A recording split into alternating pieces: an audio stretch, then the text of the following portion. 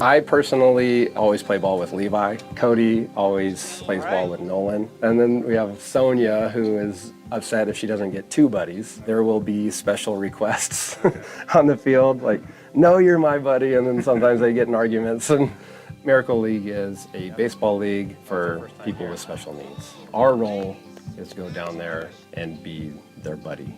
Whatever they need, help getting around the bases because they're in a wheelchair, assistance hitting the ball, throwing the ball. It's our job to make sure that nobody gets hurt. Everybody there is just having a good time. Both teams are rooting for each other. You know, there's really no competition. There's no outs. Everybody's just there to have fun. It's just a really neat program to be a part of. 6 o'clock is game time. They'll do a national anthem. We buddy up with our players. Sometimes you have no choice in the matter. They come up to you and like, you are my buddy. You want to be my Absolutely. buddy? Tyler? Yeah. Okay. Yep.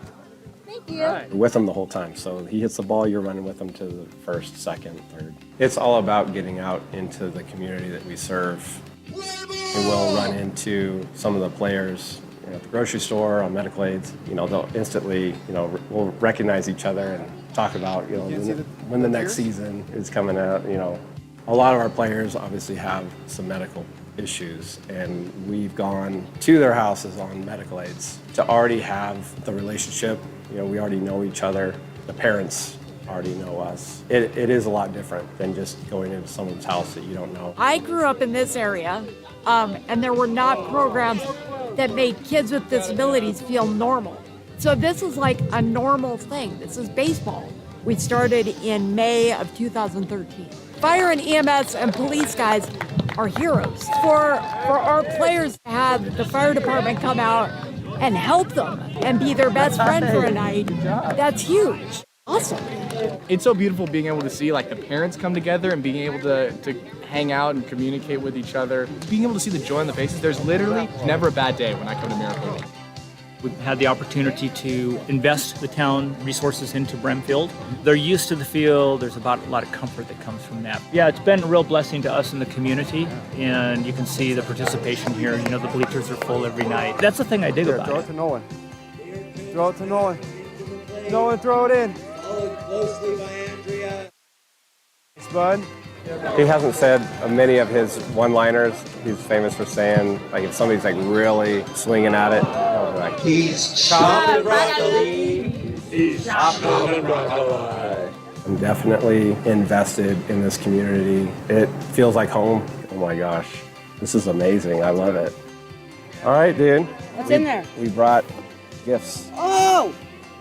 Right? Finally a hat. Finally, right? I'm Zach Taylor, I'm the captain with San Bernardino County Fire Department here in Yucca Valley, and I'm proud to serve you. Good job.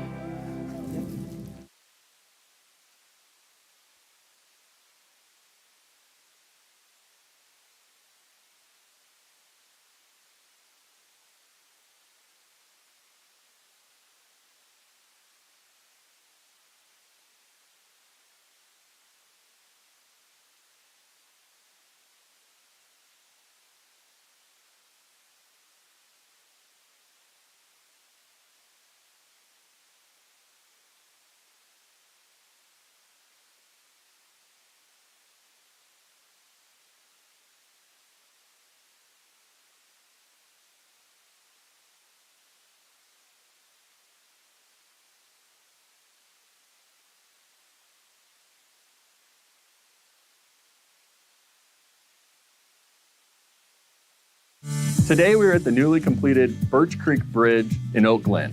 This project demonstrates the county commitment to disaster preparedness and disaster response. When Tropical Storm Hillary came through, it completely inundated this creek and destroyed the bridge. The prior bridge crossing was a smaller 12x6 box culvert, which was heavily damaged by large boulders that came down the burn scar area. Our engineering department put together a quick project to replace the destroyed structure with two 10x10 precast boxes. I'm extremely proud of our crews and our engineering teams for finding an innovative solution to replacing and repairing this bridge. These two precast boxes tremendously improved the ability of water and debris to flow underneath the roadway. The project started in mid-September, and we're standing here now on the brand new bridge, which has been opened prior to Thanksgiving. So often county projects get held up during design, or because of environmental concerns or material lead time. And this project, we were able to complete it in record time. We have been cleaning channels and installing mitigation measures like K-Rail in preparation for the upcoming winter season. We have cameras in place to monitor the area remotely and have pre-positioned barricades and equipment to close down roads quickly and begin the cleanup process as soon as the storm is over. With the reopening of this road, visitors and residents now have full access to their homes and local businesses.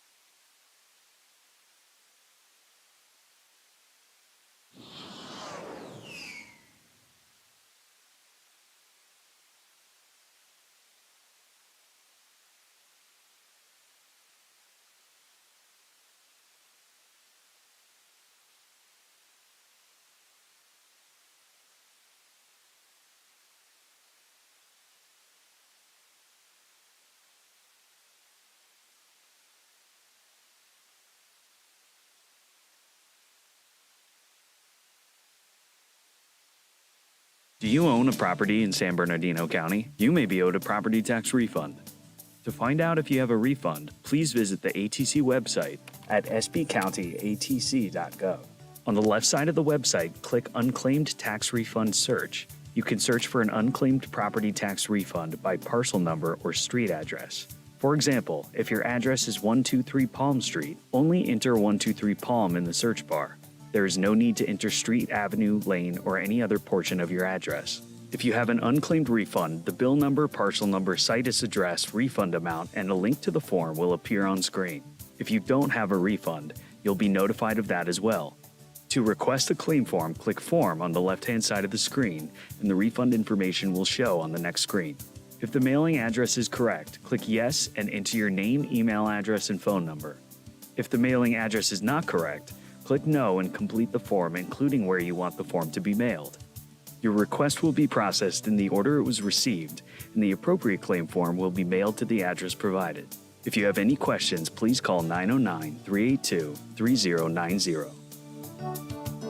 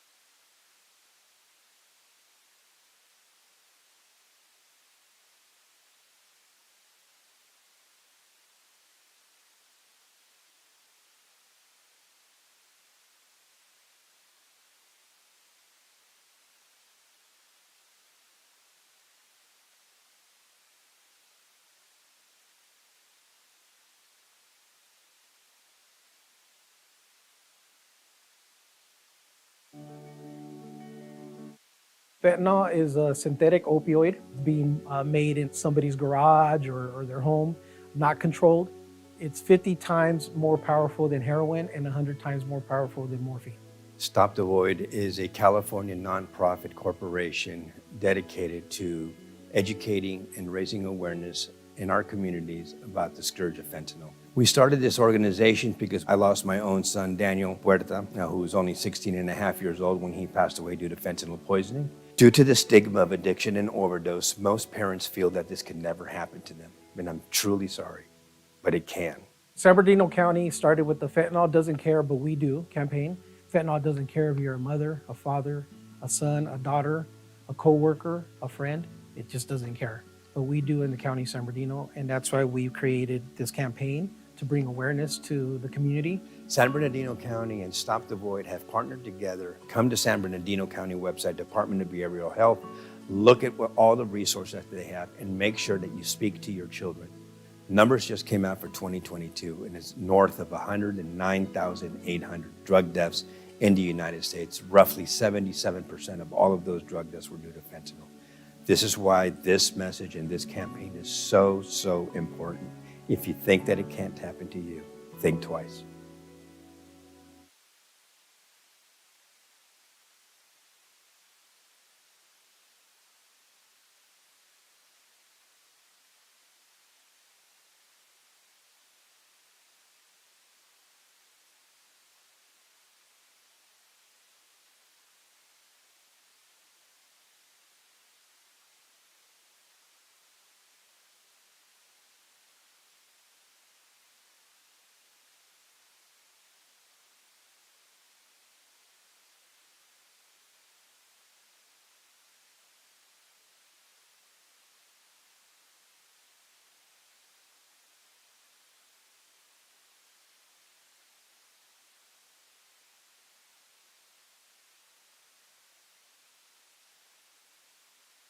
Bernardino County's Land Use Services has now made it even easier for you to schedule your on-site, virtual, and self-inspections. It's called Easy Inspect, and it's a new mobile app available on the App Store and Google Play. Built with both contractors and homeowners in mind, Easy Inspect is an easy-to-use tool for viewing all of your eligible inspections right from your phone. You can schedule one or multiple inspections at your fingertips. For any additional help using Easy Inspect, visit easyinspect.sbcounty.gov or call 800-637-6655.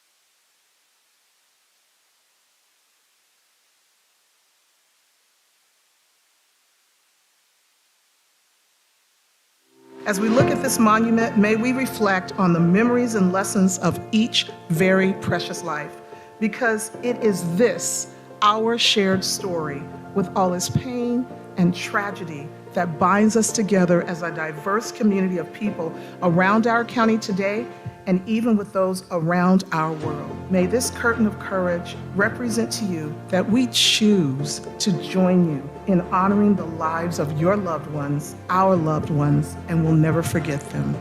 December 2nd, 2015 was an unimaginable day for all of us. 14 people we loved were taken away from us on that day. Our employees were spiritually and physically wounded. It changed us all forever. Following the attack, the Board of Supervisors formed a memorial committee made up of family members, survivors, first responders, and county staff so we could build something that would stand forever as a testament to our commitment never to forget. The Curtain of Courage is a place for us, one of mourning, but also we want it to be a celebration of life, akin to a small set of chapels, each signifying an individual loss, but creating a place that marks this day in time. And today, we're here to honor the memories of those that succumbed during that day, but also to honor them that are with us today and their families that move forward. To be able to see this curtain of courage gives us all in San Bernardino County, the state, and the nation, the courage to move forward. In 2018, almost 3 years after the attack, the San Bernardino County December 2nd Legacy Report was published. It was intended to be a publicly available resource for communities and organization families and other communities. Learn from your experience.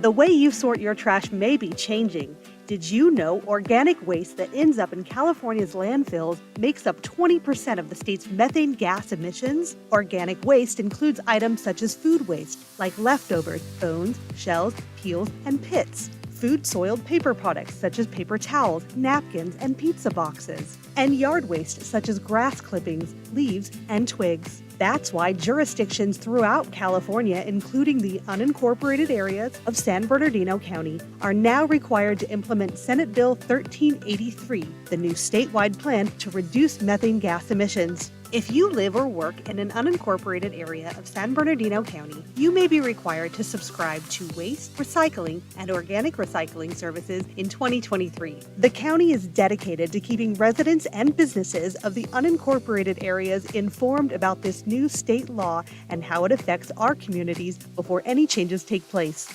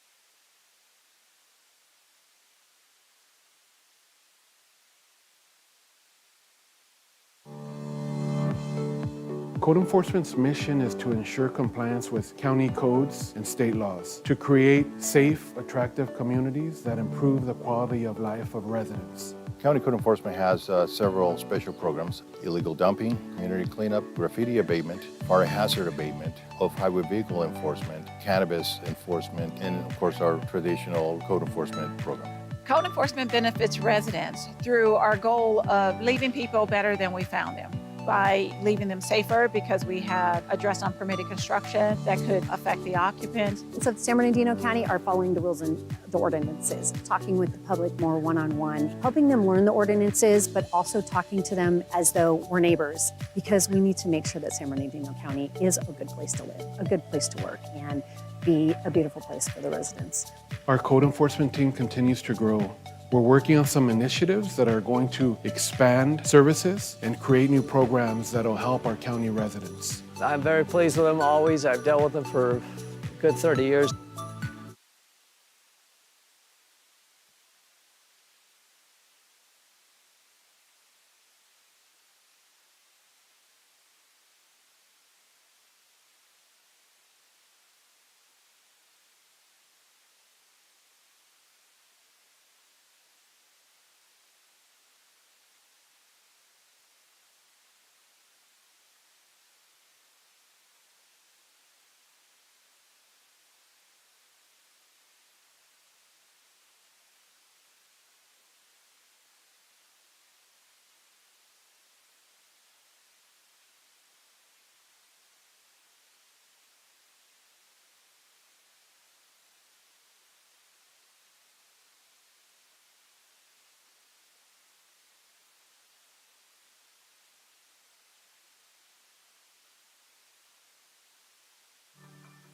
I became homeless back in 2008. I lost my sister. Then I lost my mom. I went under depression. I was really sick. I couldn't walk. Sarah, we met in late 2019. She was living in front of businesses along the street. And we gave her some information and linked her with a host team and inroads for temporary transitional housing motel assistance. So I think it's important collaborating with all the departments involved, because sometimes there's a situation where we'll have to gather together and just think outside the box how we could help that person out. Inroads stands for Innovative Remote On-Site Assistance Delivery Service. From the time that I just recently had met her on the streets to today, she's so much happier, healthier, and is working towards getting her own apartment now. We go to where the client is and taking the resources directly to them, and it helps build that bridge for success. I don't want to be homeless anymore, and I thank the county staff and team that helped me through this. Thank you guys, and God bless you.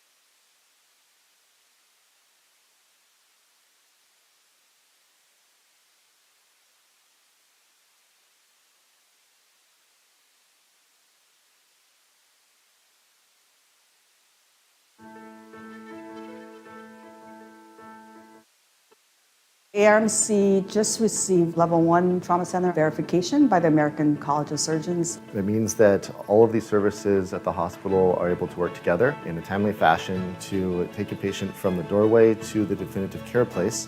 We were Level 2 prior to this. By achieving Level 1 status, we've become a center that with high quality medical care, but also a great place to train future physicians and future nurses. We developed a program, actually just a partnership with our local hospitals to go out and teach them about trauma. It's a phone call, and then we'll set a classroom for their physicians and ER nurses. And we're more than happy to go and provide this education, because our goal is to provide optimal care for all of our patients, not only in our hospital, but in the outside hospitals as well. So I think having education in addition to being able to deliver high quality care, that's what I think makes this hospital a very special place.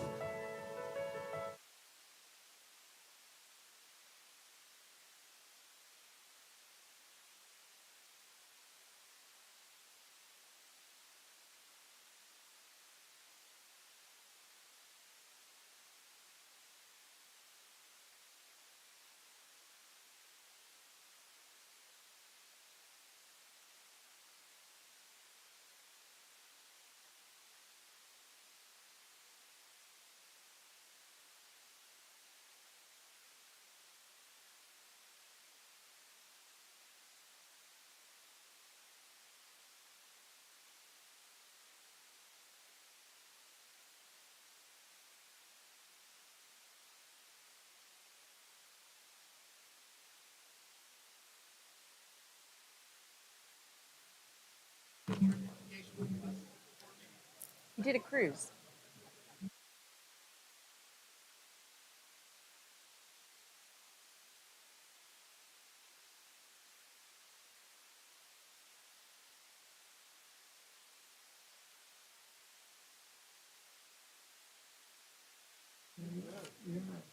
Get any time for you now? A little bit? Yeah, Thanks, huh? it is.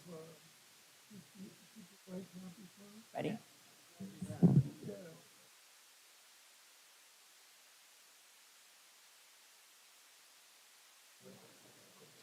Good morning. I would like to call this meeting to order. I would also like to acknowledge our High Desert and Joshua Tree conference sites, and thank you all for joining us today. This morning, our Years, and I believe my father's probably known him over 40 years. This is Dr. Joshua Beckley, Senior Pastor at Ecclesia Christian Fellowship in San Bernardino. 6 months after becoming a Christian at the age of 16, Mr. Beckley began preaching. He accepted the preach at 18. Later, he became licensed in 1976 and began to follow God's will for his life, leaving home in 1977 for California. He led by faith, not knowing whether he would stay home or who he would meet. In 1979, Pastor Beckley joined the staff at Loveland Church with a pastor over there. He served for 12 years. In 1991, Beckley became the founding father of Ecclesia Christian Fellowship. In his current ministry and in past ministries, Pastor Beckley concerned about all the well-being of people from all walks of life. And for me personally, I've got a chance to witness this and see the great things he's done in the community and the amount of people that he's touched and the amount of respect he has in the San Bernardino community. He's also been a member of the Inland Empire Concerned African American Churches, a member of the Board of Trustees at the Christian Community College in Redlands, and board member of the Community Action Partnership. However, Beckley states that his greatest accomplishment since he met Christ in his long marriage to Linda, beautiful wife Linda Carroll, and his 3 children, along with his grandchildren. It's my pleasure to introduce Dr. Joshua Beckley.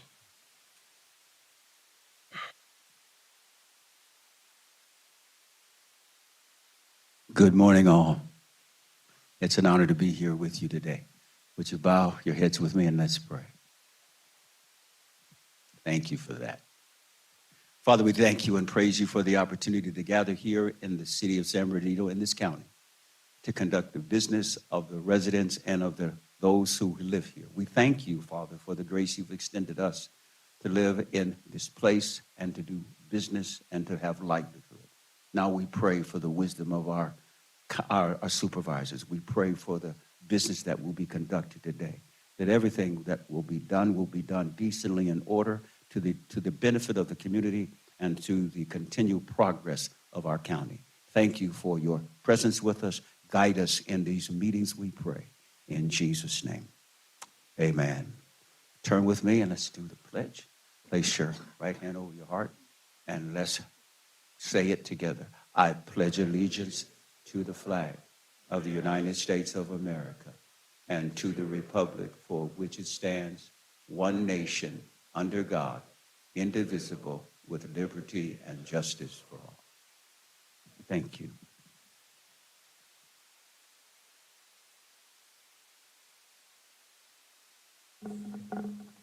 We will now move on to our memorial adjournments. Vice Chair Cook. To adjourn in memory. When I first got elected to the state assembly, I had heard about Art, and I talked to him. He knew the area better than I did, because most of my area was from San Bernardino.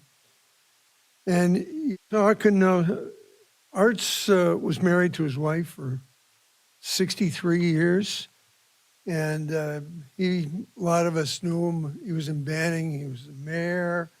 I don't know how many, but I think he had the record for working for the most state legislatures and trying to make us smart. Well, he did a good job with everybody else except me, and I was brain dead for quite a while. But he knew the area. And you talk about somebody where you just get elected, and then what happens?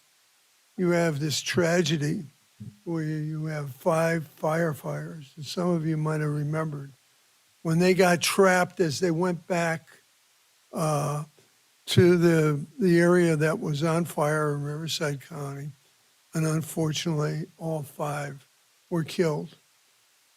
And getting involved with, as I said, the Esperanza fire, and it just seemed like a period, and everybody that lives in this area know that it runs in cycles. And when these fires, and we've had them here in our county and what have you, somebody that knows all the connections, first responders and everything like that, it's imperative that you get a hold of people right away when things are not moving as they should. So he had worked for my office. I learned more from him.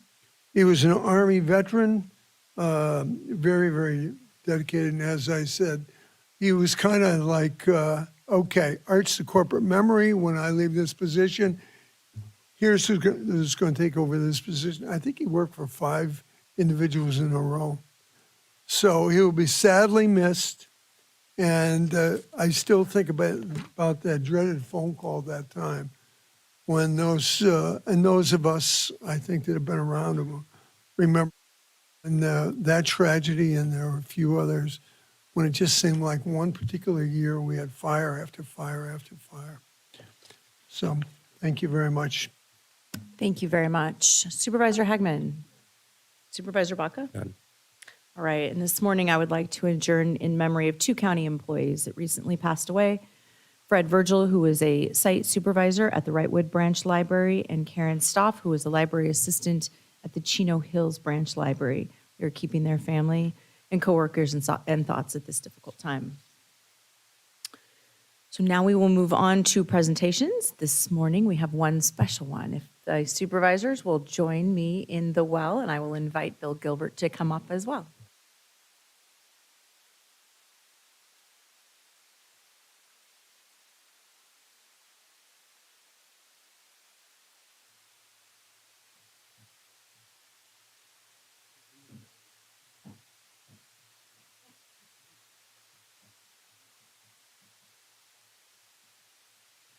Where are you going?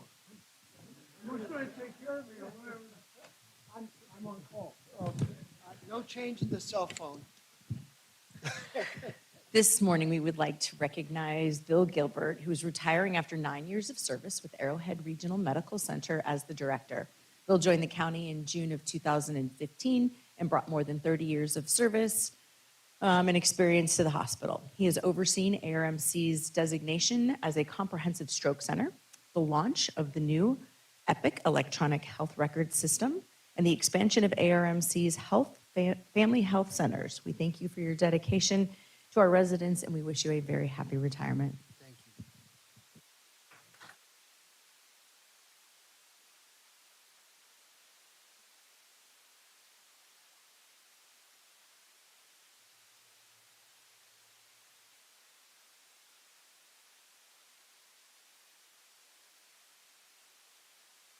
I broke the camera. So before we bring your wife up for a photo with us, would you like to say a few words? Yes, ma'am. Thank you. And I'm humbled by your recognition here today. I just want to say what a great pleasure it's been working not only with the team at Arrowhead, but with the county team to accomplish the many goals that we have over the last 9 years. We put together a culture from the very beginning that allowed people to be the best they could be. And really, it made my job a lot easier because all I had to do was get out of their way and support the good work that they did. I got to tell you, the people, not only at Arrowhead, but in the county, we've got some really talented people that, if given the go-ahead, and it was real easy for me to say yes, right? They could get a lot done. Not just those things you mentioned, the university that we established for the medical school for the community yesterday. Chair Rao and I were able to congratulate, I think, 120 new grads, new doctors for most of them California, many of them San Bernardino and Inland Empire. So I thank you all. I want to thank my wife, Stella, who's here, and thank you, Stella. I know we all have tough jobs. My particular job is one that requires day and night, right? 24/7. And so you've been very supportive to me, and I appreciate that, Stella. And with that, we've been on a journey to world-class healthcare. We're going to continue that today. There's an item. Andrew, I vote yes for Andrew to replace me. And it's important that there be a continuity of leadership at Arrowhead. So thank you all very much. It's been my honor to serve. And if you need me, I'll be on the beaches of Central Coast. And cell phone number is the same, Supervisor. Thank you. You want to bring up? Stella, come on up. And the team, can you guys come up? Harris, you too. Come on up, all you guys. Please. Yep. It's his last day of Boston. Last day, yeah. Okay.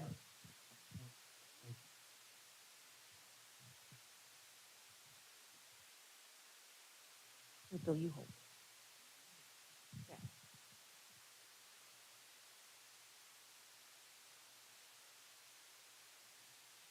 Come on, one more page.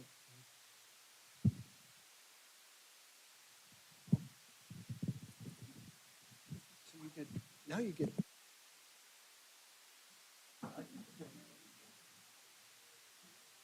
Did he need this much help? Is that why he's here?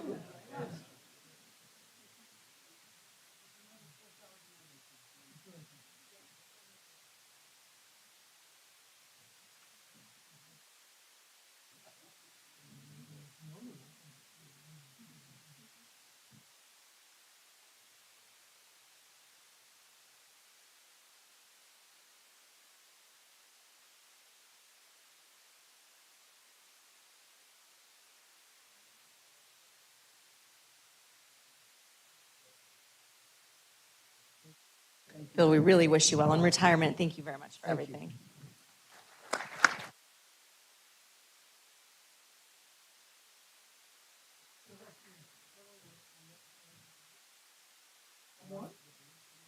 Yeah.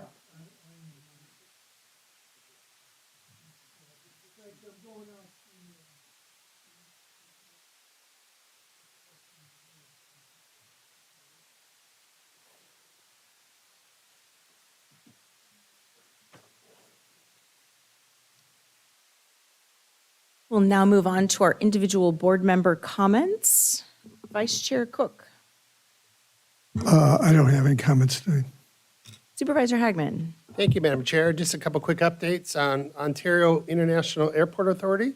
Just signed up the Los Angeles Football Club, has made Ontario their home, so we'll offer their teams and their fans a convenient way to gateway for different games. On SCAG, continues to monitor the governor's revised budget to impacts the local planning programs.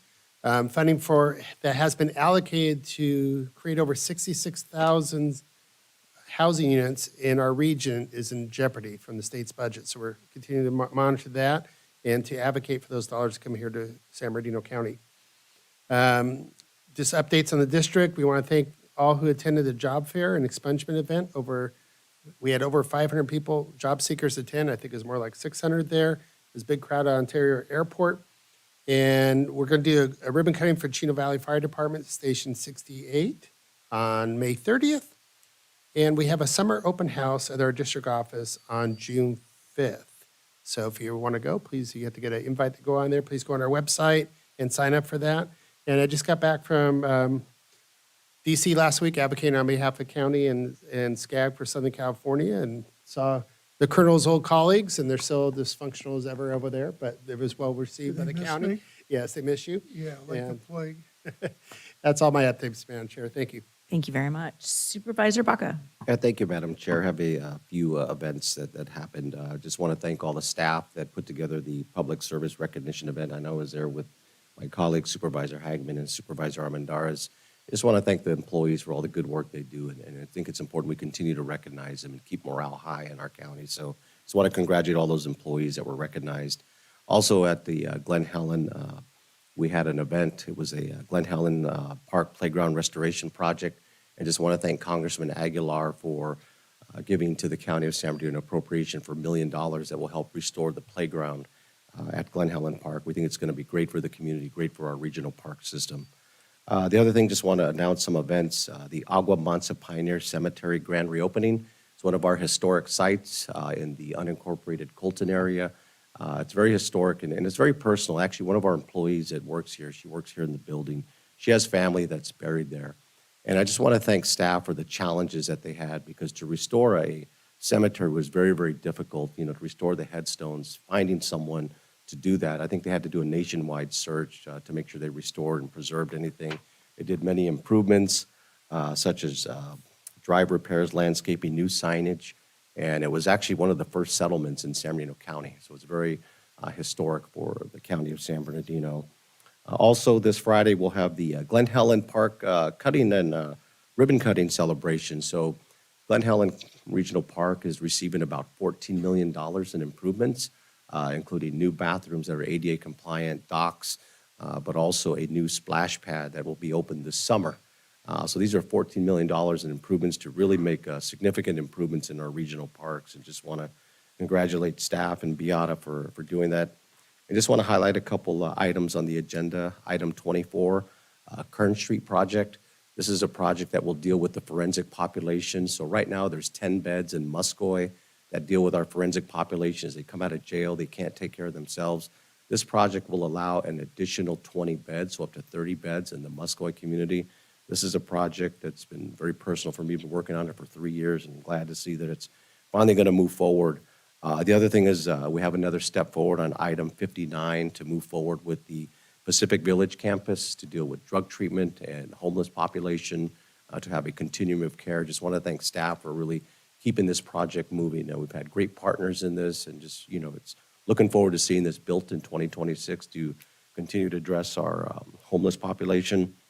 Item 42, we're investing some money into our code enforcement for more vehicles and staff. And I think our code does a great job, with the resources they have to cover our entire county. So hats off to our code enforcement. And the last item is item 50. This is a partnership that we have with many of our school districts to add probation officers on campus. I know specifically to the 5th District, we're giving some to county schools, Colton Joint Unified, and San Bernardino City Unified. We're getting probation officers. And that concludes my comments, Madam Chair. Thank you very much. I wanted to comment about the Buckyball that was just held at San Bernardino County Museum last Saturday. It was a wonderful event. The foundation hosted the evening to raise funds for them, and they support the museum, much like our Arrowhead Regional Medical Center Foundation. We have Patty Holohan here today. Those entities really do support our county ARMC and the museum, and the foundation does an awful lot to support those that work there and those that enjoy the museum. Right now, the museum is hosting 50 years of history, and it's 50 years of them being in Redlands. And so it's a great exhibit if anybody wants to stop by and see that. And then we also held last week our city-county conference, which is an opportunity for all 24 cities in the county to get together and to collaborate on issues that impact all of us. So This year we had topics such as cybersecurity, artificial intelligence, Office of Emergency Services and Response, homelessness, food trucks, food carts, things like that. So it was a great opportunity to visit with our city partners. And with that, we will move on to any changes to the agenda. Danette. Good morning, Chair Rao. There are no changes to the agenda today. All right. And then under conflicts of interest, if a board member has a conflict of interest to disclose regarding an item on the agenda, now would be the time to do so. All right. Seeing none, I will move on to our consent calendar. Today's consent calendar consists of items number 2 through 96. I have 2 requests to speak at this time. Garth Pazant, followed by Veronica Golub. Good morning, Mr. Pazant.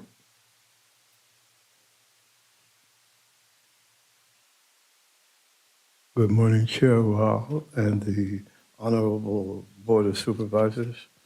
Item 2, adopt proclamation proclaiming June as Fatherhood Well-Being Month through 2029. Divine law. By divine law, the man is the head of the family. He cannot fulfill his responsibility if the District Attorney Child Support Division enforces California law upon him. No man-made law is agreeable to guide a father through fulfill his obligation. Divine law teaches him to do so. Where do we get those teachings from? Through Jehovah's earthly and heavenly organization. It is up to you to seek it out. It has been available for over 2,000 to 4,000 years. Due to California law, if you take away a parent's driver's identification for not fulfilling their obligation, how can one fulfill one's obligation? Ridiculous. Item 37, Human Services Administration. Approve purchase and distribution of prepaid bus passes, train passes, gas cards, and debit cards to provide state-mandated supportive services to eligible human services clients in an amount not to exceed $2,400,000 for the period of July 1, 2024 through June 30, 2027. Presenter Cheryl Adams, Deputy Executive Officer. I appreciate this supported services. I'm asking if you are going to screen your what do you call them? Clients, screen your clients to see if some of them are natural-born, long-time San Bernardino County citizens before you give this service to those who have entered our county. Thank you. Veronica Golub.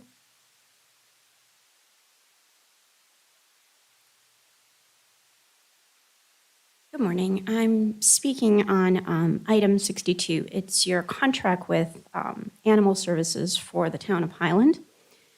I notice, I'm not sure, I admit that whether it's a new contract or you're just renewing a contract, but it's a revenue contract for over $500,000 to provide services to the town of Highland. And of course, that's a concern for me because I've been speaking about Apple Valley Animal Shelter and your contract with them. I'm just wondering if the animals from Highland are actually going to go to Apple Valley now, and is this going to create even more animals coming into Apple Valley? I'm a little concerned that I have not seen any contracts or amended contracts for Apple Valley. So, and I have heard that you're considering renewing the contract with them. So if that is the case, I urge you to make an amendment to that contract to stipulate a live release rate of 70% or more. Currently, more than 50% of the animals are not getting out alive. Right now, the county of San Bernardino is not requiring spay-neuter certifications for their shelters for Devore and Big Bear. However, Apple Valley is requiring those certs, and that's creating a problem because they're suspending their rescues. So a lot of the animals that should be rescued are not, and they're getting killed there. I would also urge you to require Apple Valley Animal Shelter to provide a daily pending euthanasia list so that everybody could see it and make it public, have it sent out to the rescues and post it on their social media pages.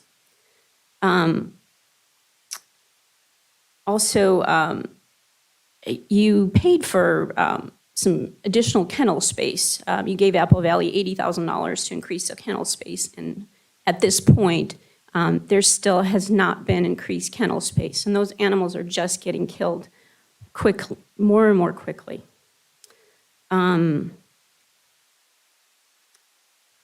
you for your time.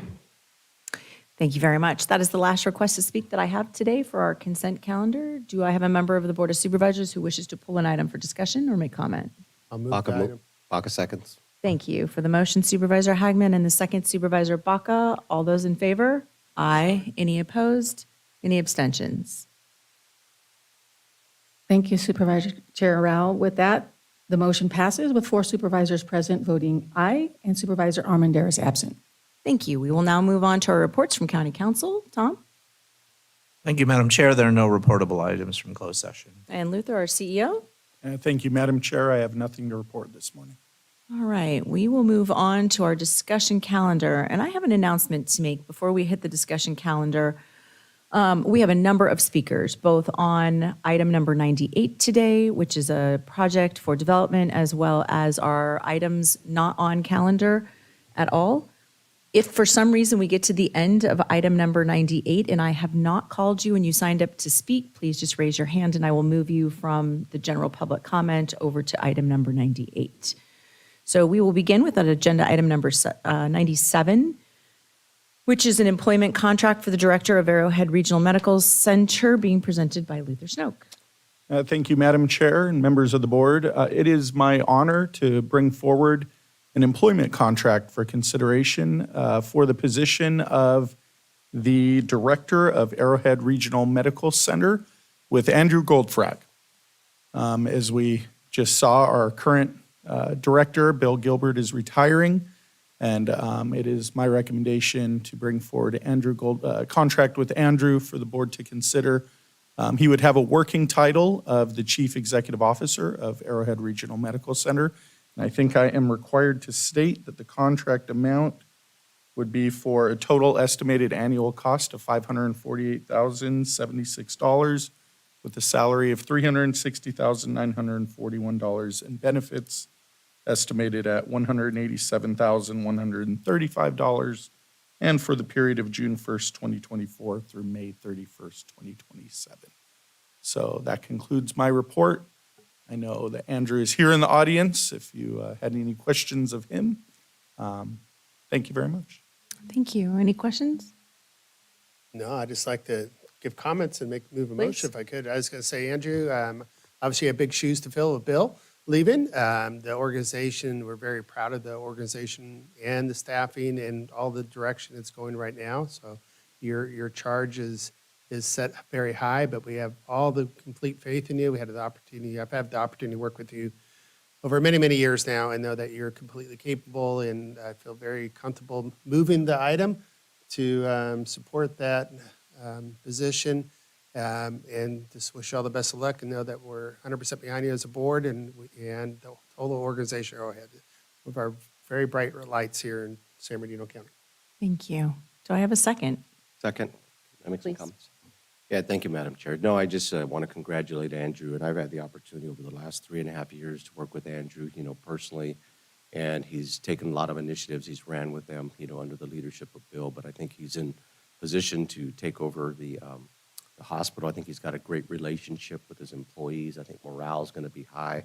His knowledge and expertise of the medical field is great, and any time that we get constituents that have, any issues, he's been right on top of them to make sure our residents and our county residents get, high quality care in the hospital. That really means a lot to me personally. So we're happy for you. We're excited. We think it's going to be a great direction for the Arrowhead Regional Medical Center. So congratulations, Andrew. And I echo the sentiment of my peers, so congratulations. I have no requests to speak on this item, so with that, I have a motion and a second. All those in favor? Aye. Any opposed? Any abstentions? With that, the motion passes with 4 supervisors present, voting aye, and Supervisor Armendariz absent. Thank you very much. Congratulations, Andrew.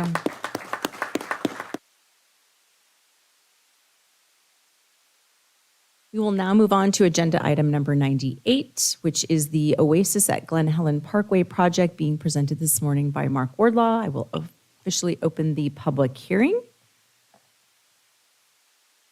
Good morning, Mark. Good morning, Chair, members of the board. I'm Mark Wardlaw, Director of Land Use Services, and I'm here today with Sue Ostrander. This is our new Assistant Director with Land Use Services. Good morning. The item before you today is consideration of the Oasis at Glen Helen Parkway. The applicant is the UCR Group, and they are here today with us as well. The Oasis at Glen Helen Parkway is a commercial retail development on 33 acres within the Glen Helen specific plan area.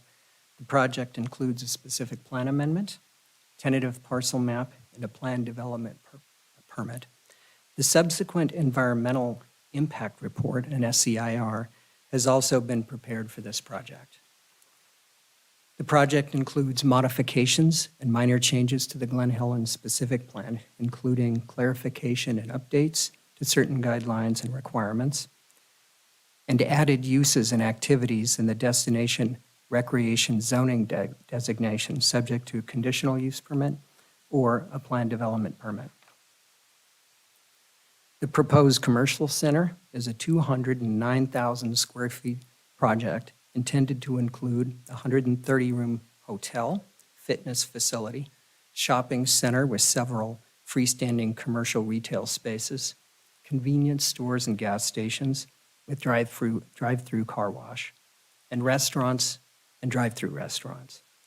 A fire station was originally proposed and is shown in the plan, but it is no longer contemplated with this project due to a construction project with a new fire station nearby.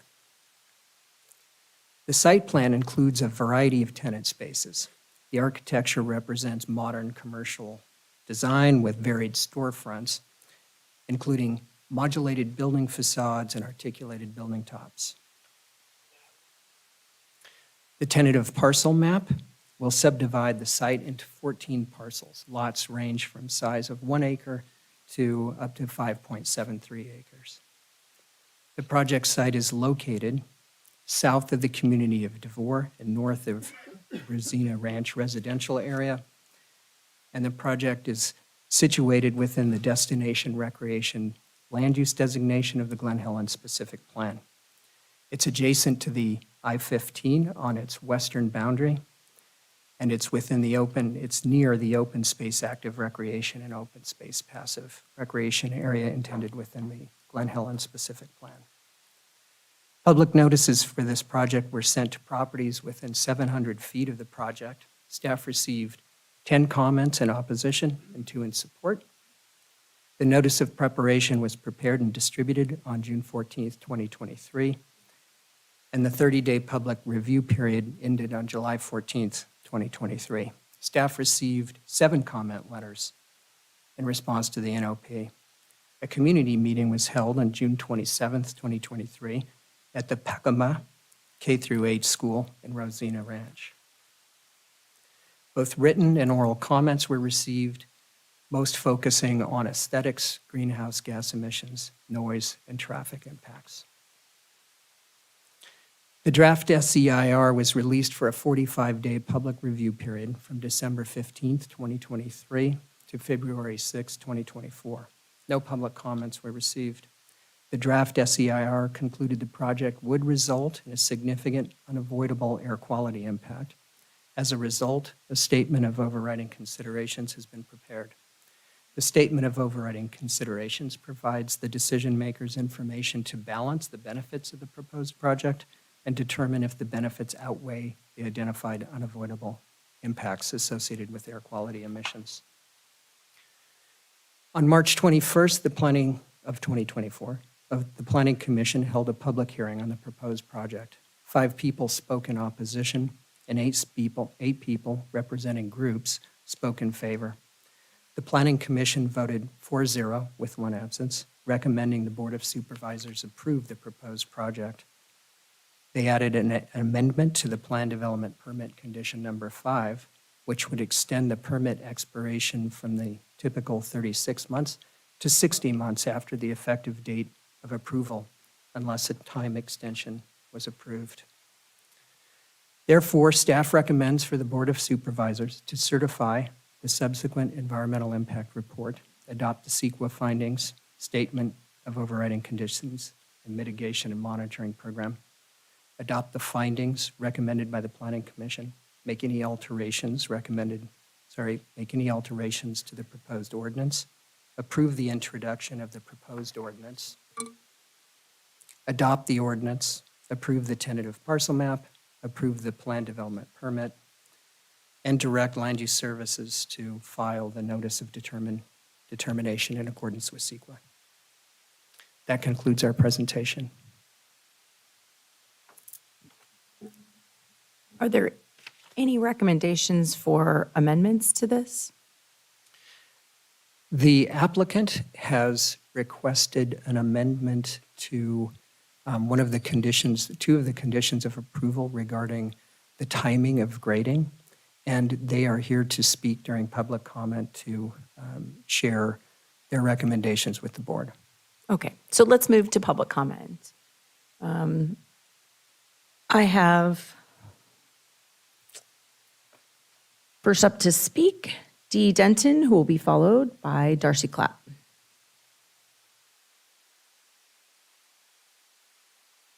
And we have podiums on either side. And what will happen is the light will turn green. You have 3 minutes to speak. When you have 30 seconds left, it will flash yellow-ish, orange. And then when its time is over at the end of the 3 minutes, it will turn to red. Good morning. Good morning.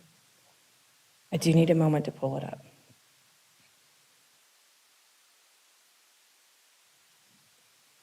I'm ready. Okay, please begin. Good morning, Supervisors. I've been a resident of DeVore since 1985, but have family ties going into this area back to the mid-'70s. I'm here to oppose the Oasis at Glen Helen project.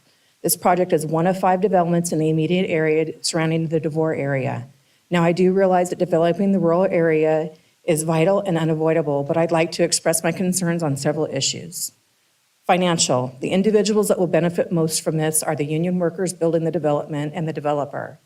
Once the job is complete, we will be left with low-paying, minimum-wage jobs. Will the tax revenue generated even be put directly back into the community being impacted, or will it just get consumed by other areas in the county? Air quality. In a 2019 report from the American Lung Association, San Bernardino and Riverside County are the first and second, respectively, with the worst air pollution in the nation. In reading the documents before the development, I was shocked to read that the studies were not necessary since the development would reduce the cars traveling by having services closer. What about the increased pollution from the vehicles moving around the 32-acre development? It will certainly impact our air quality. Infrastructure. The development of our roadways to accommodate the increased traffic is not keeping up with the rate the projects are being approved in our area.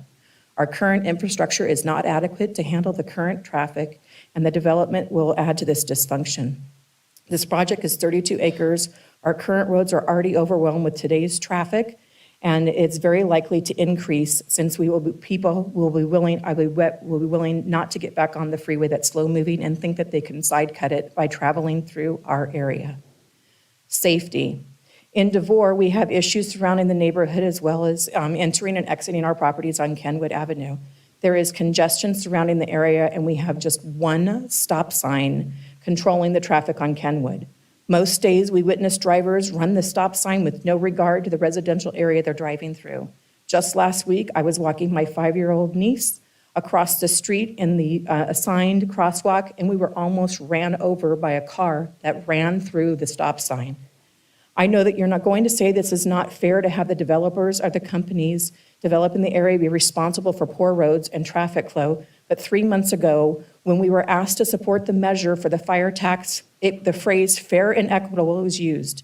I think it's only fair and equitable for those wanting to develop the area, increase the traffic in our area to help with the infrastructures and improvements. Thank you.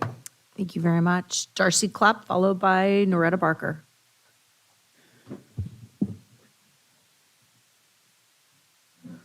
My name is Darcy Clapp. I'm the president of the DeVore Rural Protection Association. We've been around for about 35 years.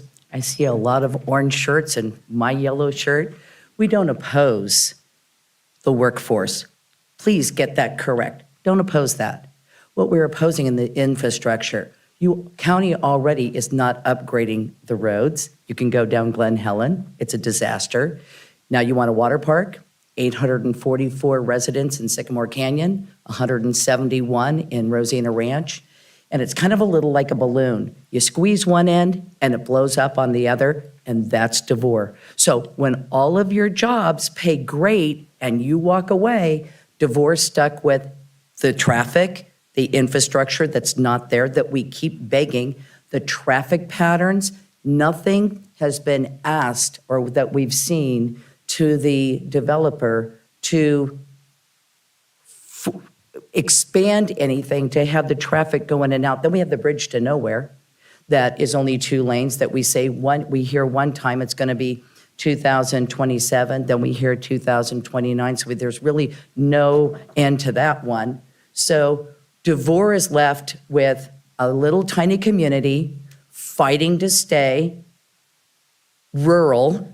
Well, you can't do that in this day and age. Yes, we can. We're trying. We're trying our very best. We ask for a good infrastructure. We ask for a good traffic pattern. And remember, when everybody goes away, we still are living there. So that's all we're asking the supervisors. Look at the big picture. Look at everything. We've got another 5 projects going down Cajon Boulevard and an Amazon warehouse that's now being built with 2,000 stage instead of 200 that was originally promised. You have all of this on Glen Helen Parkway in less than a half a block. So take a look at the entire project. We ask that you look at the traffic pattern and you look what the county wants to build around it and see the impact of this. That's all I have to say. Thank you. Thank you very much. Noretta Barker, who will be followed by Jane Hunt-Rubel. Hi, thank you for your time. I'm adjacent to the project, and I again am going to express my concerns about being overrun by rodents. I have talked to the developer. They're willing to work with me, but I need a commitment from the county. I don't want to be okey-doked. I need a commitment that you guys are going to try to do something. The abandoned house that is owned by the county is overrun with rats. They've got to be exterminated. That building needs to be taken down. It is a haven for rats and homeless, and I'm tired of being impacted. A couple of weeks ago, the homeless came down the hill the county owns and scared the horses. I run a rescue, a legit rescue, and I now have a crippled horse. It's going to cost thousands to try to save her. That's not fair. If I owned that property, you guys would require me to take care of it. So I am asking, begging, pleading that you guys do something about it. And I'm going to echo some of the concerns already brought up. We need infrastructure. I'm not against the project. It does ruin my personal life because I don't believe I can run a rescue next to that big of a commercial development. But I get the good of many over the good of one. I understand that. But you've got to do something with infrastructure. It is a nightmare. And it's only going to get worse. We need traffic evaluations. You guys got to look at the big picture. I know that we have the talent and ability to do that, so I'm asking you guys to please do so. Thank you. Thank you very much. Jane Hunt-Rubel, followed by Louis Lopez.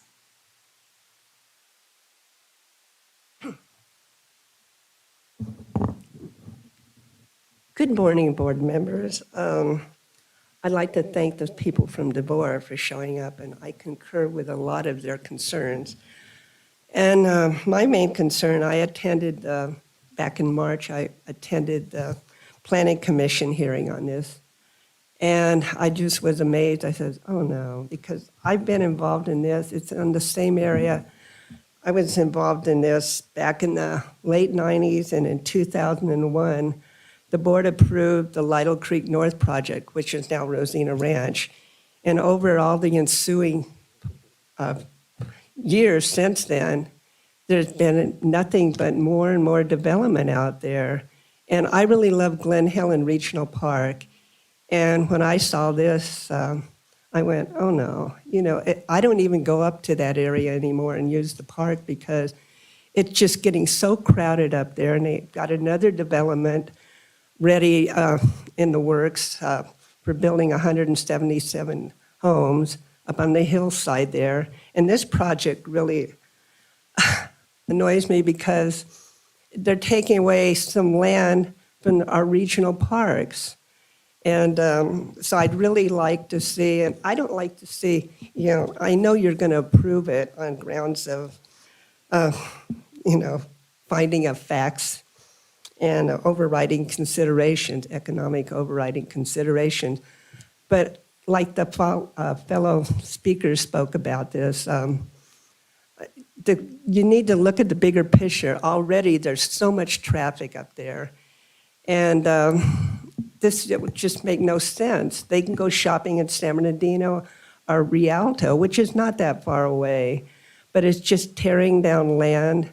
I do believe that some of it's county regional parks, and it breaks my heart to see that area that's a jewel of a park, and I really hate to see more development there, so I'm begging you, please look at the overall picture and turn this development down. Thank you. Thank you very much. Louis Lopez, followed by Thomas Ruiz. Good morning, Madam Chair, supervisors, staff, our safety public officials in here, and community. My name's Louis Lopez. I'm a business agent for the Ironworkers Local 433, and I represent over 5,000 members. On behalf of them today, I'm here to express in support for the project and ask for your support for a unanimous yes vote today. Building a project such as this one creates jobs and builds a stronger, better city from day one. The developer has committed to local hire, and this will put hundreds of men and women just like the ones that are standing today and their families to work safeguarding their children and families' futures. I also just want to put some input on today. I'm going to start campaigning for projects like this and the developers for coming in and showing us true transparency, true accountability, and true partnership. I want everybody to start paying attention to the future where we have developers coming in and only offering half a handshake or half an agreement. I ask that you begin to really pay attention to those that are coming in trying to be a partner, but only offering half, okay? This project is involving all the trades. This developer has shown true transparency, true partnership, and I respect that. Because like I said, I'm going to continue to campaign for projects like this, but I'm also going to campaign against the ones that try to divide labor. So please pay attention. I'm asking today, allow this project to be a template to where all of us are together in support of this project. I also have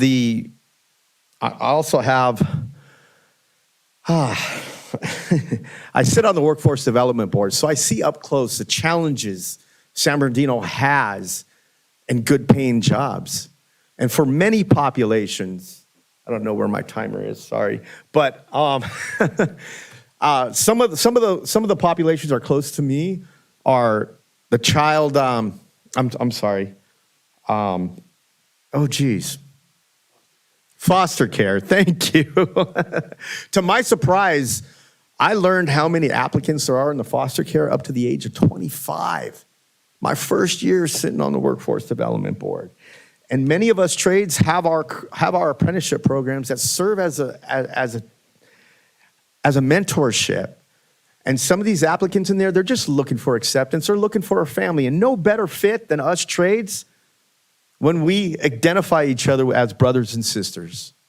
I also support the veterans and our and our men and women coming off of Time. parole and probation. Thank you. Thank you very much. Thomas Ruiz, followed by Eddie Campos.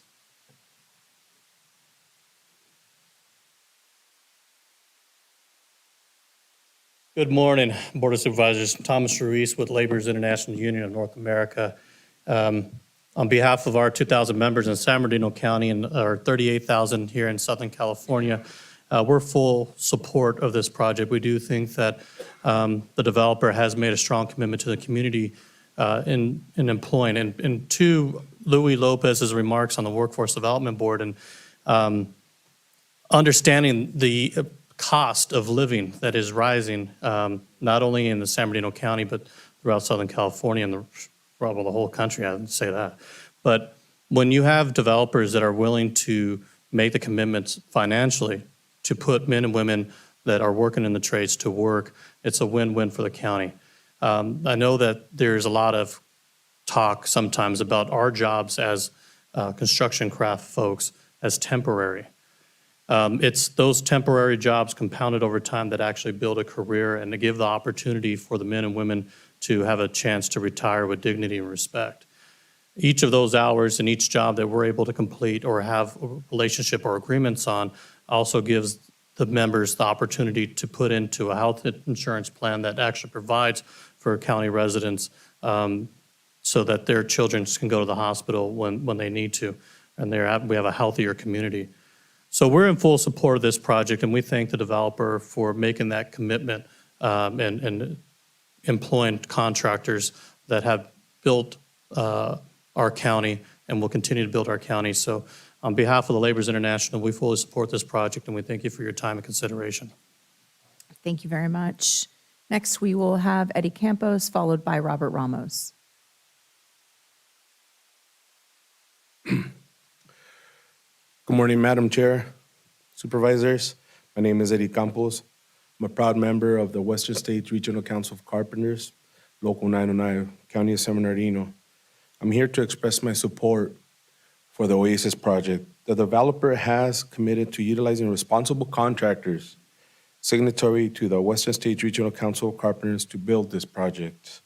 The Western States Regional Council of Carpenters' mission is to ensure that the construction industry in San Bernardino County has a highly trained and professional workforce that supports projects that have positive impacts for the community. The Regional Council of Carpenters takes pride in establishing partnerships with developers with the creation of good jobs, good wages, and good benefits with training and secure retirement for our members, working families, while being sensitive to any potential impact and local environments. We have 790 members in Fontana, 400 members in Rialto, 860 members in San Bernardino, 160 members in Colton, and 300 members in Victorville. These communities are where our members live, and it's only a couple when we have many more communities in the county of San Bernardino that have members. So we hope that you take into consideration the approval of this project. Thank you very much. Thank you very much. Next up, I have Robert Ramos, who will be followed by Wanye McDonald. Hello and good morning. My name is Robert Ramos, and I am the representative on behalf of the Ironworkers Local 416. We support this project and proudly. We ask for your yes vote today as well to support this project. UCR Group has committed to local hire and paying their fair wages for workers who will be building this project.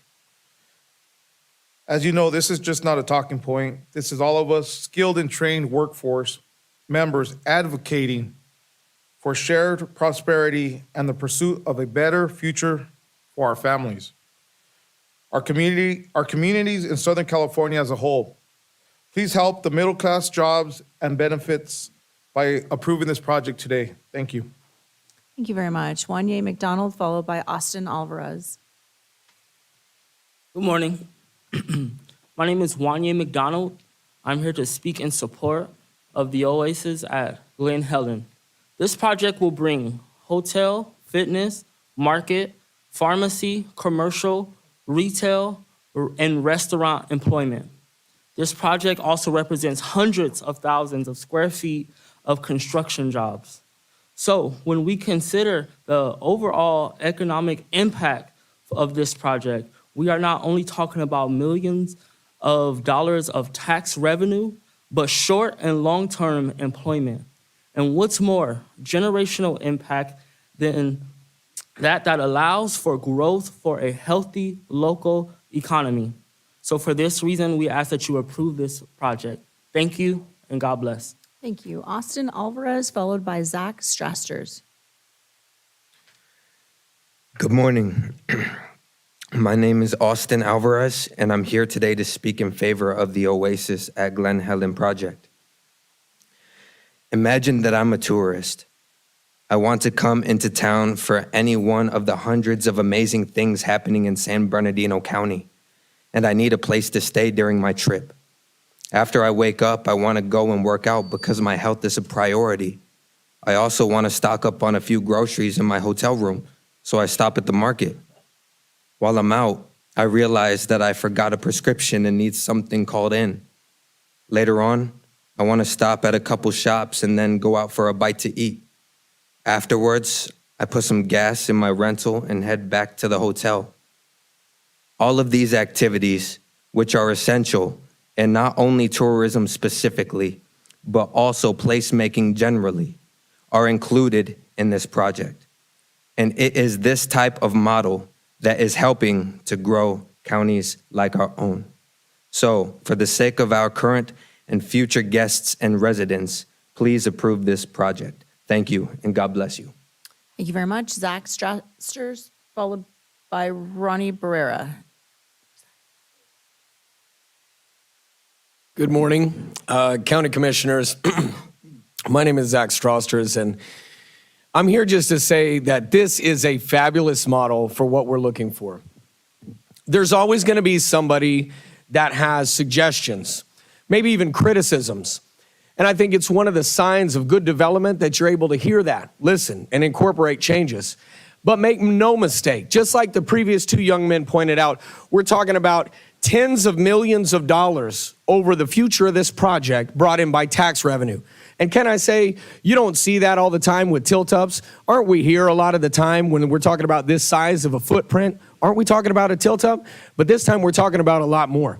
We're talking about building an area where families, the kids, entry-level workers, moms and dads, people that are new to the area, guests, tourists, professionals, pharmacists, every strata of our society in San Bernardino County can find some kind of benefit out of this project.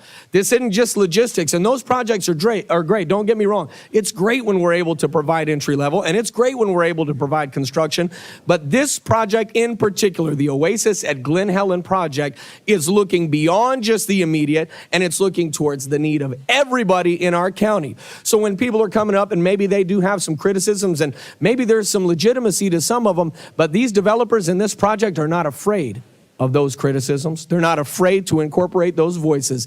This is what we call good community placemaking, because it's more than just worrying about the negative elements, the negative impacts. It's looking at an impact that goes far above and beyond those voices. And I imagine that every single person in this room seated today, including behind the dais, could find some type of value to this project if they found themselves driving past it once completed. Thank you to the developer, and thank you for this project that sees these short, intermediate, and long-range benefit and value of San Bernardino County. They could have planted it anywhere that they wanted to, but we chose our county. They chose our county to do so in, and for that, we thank God. God bless you and have a good day.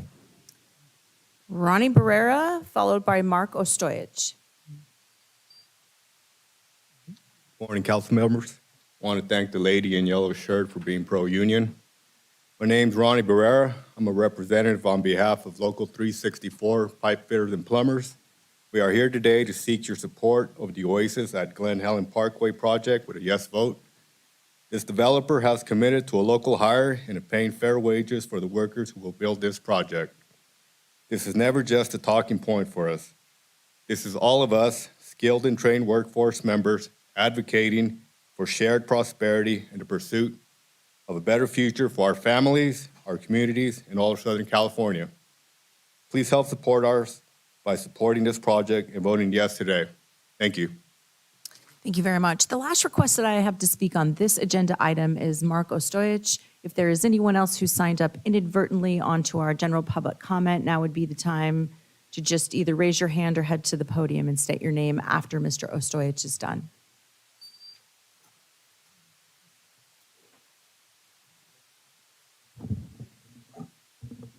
Good morning, members of the Board of Supervisors.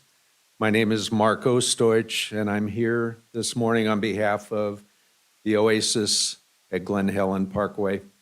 We're happy to be here with a unanimous Planning Commission recommendation. We've worked hard with the county representatives on this project, worked in partnership, collaboratively, and we think it's an excellent project. Now, there are a couple of matters that I want to mention to you this morning that we have not completely resolved. There are two conditions of approval that are in the Planning Commission approved package. One is condition of approval 58 to the plan development permit. The other is condition of approval 21 to the tentative parcel map package. They both relate to the same issue, and that issue is the timing of commencement of grading on the site. This site is about 70% currently owned by the developer. The remaining 30% is being pursued for acquisition by the developer. This is a large-scale grading project that will take some time to complete, and it's our wish that we can start grading sooner than later. So we're working with staff and have been to refine those two conditions of approval. We're making great progress, but we're not quite there. So this morning, my request is that following the public hearing and all of the testimony, that you continue this matter to June 11th, to your meeting of June 11th, and direct your staff to continue to work with us collaboratively as they have, so that we can finalize these two conditions and bring them back to you on the 11th. So that is my request, but in closing, I'd also like to say that I'm going to remain here throughout the public hearing, and if there are any matters that come up that you would like to question me about, I'd be happy to return and speak to you about those matters. So thank you very much. Have a great day. Thank you very much. That is the last request to speak that I have on this item. Board member comments, questions? Yeah, thank you, Madam Chair. I appreciate all the speakers coming here and sharing their concerns, opinions, and on this project. I potentially think it's a good project. I think there's a lot of wins here in regards to the project. Potentially a lot of jobs, economic development, providing amenities to the DeVore and Rosina Ranch community. I think those are good things. One of the concerns that is brought up, and I want to make sure that we address, and it wasn't really brought up at this time, is the parkland. So making sure that we address the parkland issue with the home that's there. I know that was bought with park bond money. I want to make sure we address that. The other issue is in regards to, in the proposal, in the PowerPoint that staff presented, is that we have a fire/sheriff station. I just want to make sure that that's a commitment that we do, because that's good response for our communities and making sure those are addressed. The other thing is, as the project begins, I know that they have a specific request. As they begin to mitigate, or if they grade this project, want to be ensured that they communicate with the Rosina Ranch and the DeVore community on what their mitigation plans are to deal with, the dirt, the wind, the traffic, the trucks, all those things. I want to make sure the community is notified of that so they're aware of it. And the other thing is just, I know there was comments made on the bridge over there, that's unfinished bridge. I know the county of San Bernardino is committed to completing that bridge, but I think this is a potentially good project. I appreciate Mr. Oistich bringing the recommendation. We know it's not fully cooked. I would recommend that we bring this back on June 11th, but I think there's a great deal of potential for this project. I think it's got a lot of wins for the county. Thank you. I have a question. Electronic billboards. I have been up and I've gotten to know the residents in DeVore. When I attend their meetings, they're all wearing the yellow shirts, and they're very passionate about their rural protection, as we've heard today.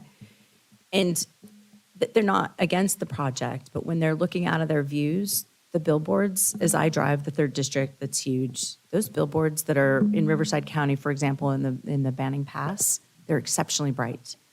And so if I lived in Devore Heights, I would not want to look down on electronic billboards that were flashing and keeping me up at night. Can we make a restriction on this project to not have electronic billboards in this specific plan area? The board may do that. How would we condition that? With this modification to the Glen Helen specific plan, it specifically allows through the approval of a plan development permit, it adds the use of digital billboards. And so if the board did not want to allow the inclusion of digital billboards, you would strike that as a proposed and permitted use from that change in this action. So I would like to make that action. Do I have board support? Absolutely. I see 3 heads nodding. Does there need to be a formal? I think that it would be helpful if the board took a formal vote to direct staff to go back and impose a condition that prohibits digital billboards. And then bring it back to the board for final consideration, since you're Within maybe this coming specific back plan. anyway. When we return, we will explain the change that would preclude the digital billboards. Okay, so Tom, would you like a formal motion? Yes, please. Okay, so I would move that we prohibit electronic billboards within this specific plan. Second. Thank you. All those in favor? Aye. Any opposed? Any abstentions? Okay. My next question is really for Luther. Luther, the area that's surrounding this, not the fault of the developer, but the area surrounding this is a choke point. And as we heard Ms. Clapp talk about the balloon, she's right? You squeeze it here, it pops over there. That's incumbent upon us to prioritize the infrastructure and the development to allow passengers to get home after work, to allow emergency services, to allow equestrians to still come and go. It's one of the few areas, I grew up in an equestrian area where you can hit the crosswalk sign from the top of your horse. You can do that out there.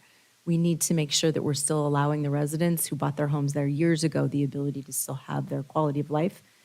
But we, as the supervisors, need to prioritize that infrastructure and development that surrounds this project that's not necessarily this project. So I would ask us to do that as we look forward to planning in our development code. We can absolutely do that. I think not related specifically to this project, but just looking in general. In that area, as it's developed, as, more densities occurred, more developments occurred, more traffic is on the streets. We'll look at where there could be good strategic and thoughtful infrastructure investments made to help with that. There was a mention regarding what we affectionately refer to as the bridge to nowhere. There is work that is occurring on that actively, to not shovels in the ground at this moment, but plenty of work to finalize design of that, identify funding, secure that funding, and complete that project, which will help immensely. But let me work with staff. We'll come up with some potential future recommendations that we could bring back and address some of those I issues. appreciate that. And I'm going to officially close the public hearing. That will stop all of the public testimony coming in today on this item. I've had a motion to continue the item. Yes, Just one Supervisor. other item, I will continue my motion and continue. I just want to confirm, Mark, that this project does have the inclusion of the fire station, right? To provide a fire station for this development. It is shown as a permitted use and in their plans, but it's not a specific condition of approval now to have them deliver it at this site. Okay, can we condition them to build a fire station?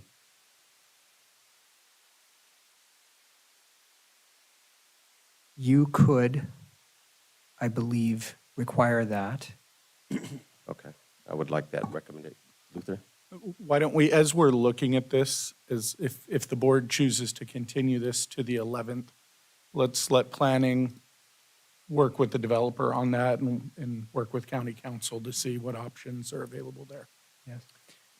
I would also encourage you to include county fire in those discussions. I know sometimes in talking to the chief, there are certain locations that are more ideal for ingress and egress, so Absolutely. thank you. And I was just going to clarify, it's a different thing conditioning to build one versus leaving space for one. Sure. And so those are two different, that's a big expense. I'd rather get the staff recommendation coming back that on the 11th. I'll second the motion. Just some comments. Again, thank you all for appearing today. This is I believe, a great vision for the area, but are some concerns that I think that will address outside the development, the flow of traffic. You heard that. I know that's a commitment from my colleagues as well as the team to provide funding to get the bridge done. There's multiple other government entities involved. And I also know that working hard to improve a lot in Glen Helen too. So all that circulation is part of that to really fix up that park, our regional park. We would have to exchange land for the county's portion, the acre or so, with another park somewhere to serve the residents in that area. So there's a lot of moving parts coming through, and I know that we're committed to making that whole area whole and complete. And I think all the staff and my colleagues are working very hard with the developer to make that happen. All right, I have a motion to continue this to a date certain of June 11th and a second. So just as a point of clarification, is the direction from the board to staff to engage in discussions with the developers on 3 points? One, for the elimination of digital billboards on the site. Two, for a discussion regarding the fire station, whether it's going to be built on the site or whether there's just going to be space for it. And three, to look at modifying conditions 58 and 21 that deal with the timing of the grading. Is that the motion for direct staff to have those discussions with the developer regarding those 3 issues? That is my motion, Tom. Thank you. Yeah, and I think it's direction, but it is going to come back on the 11th with the report out on those items, right? Yes, it'll come back for final board approval one way or the other on the 11th. Versus being particular condition, you know. Those discussions come back when that they get, I mean, except for the plan amendment with the boards, the electronic boards for that specific plan. The other one is discussions regarding location for a fire station. And the other ones are discussions on changing those two when that they get to a resolution or not and still come back on the 11th.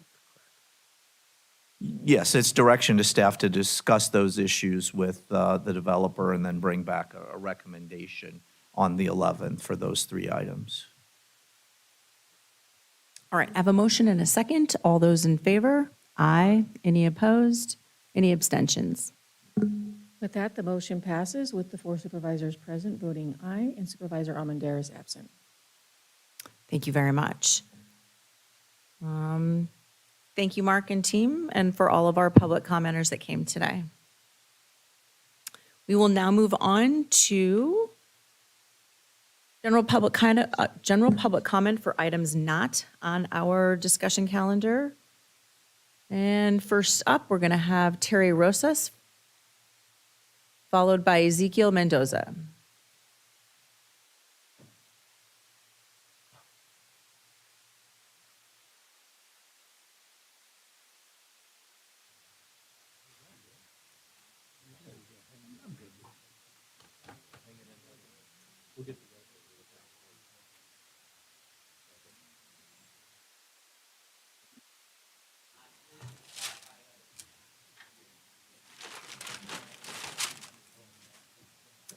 Hi, my name is Terry Rosas, and I'm here asking for some help for our street. We live on a residential street, and we have the 18-wheelers with the big trucks, and they go 24/7 up and down the streets all night long.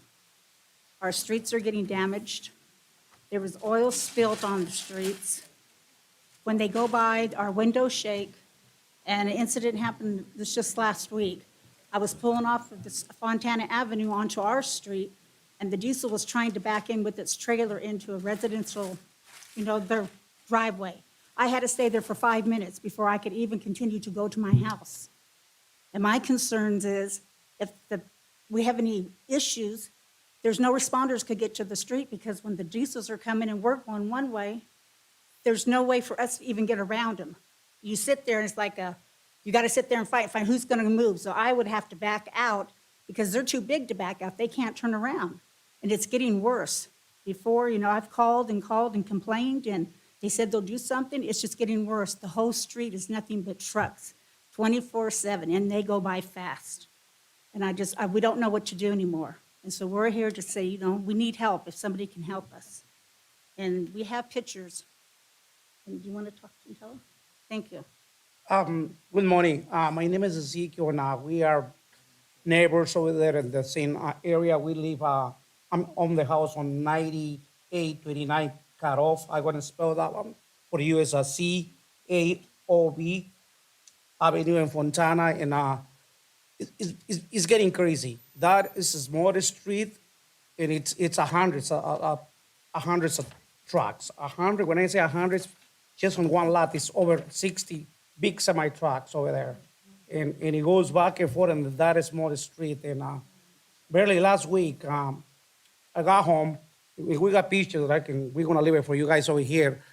I got home about 6 p.m. The whole street in front of all three houses over there, it was completely matted in oil. I think one of the big semi-trucks, the oil diesel tank, got broken or something, and it's just explode oil the whole street. My wife go home and my son, and they get into the driveway, just a completely mess. And I get it, just responsibility for the driver. I did something wrong, I gotta stop and talk to the neighbors. Say, you know what, accident happens, but don't just run away.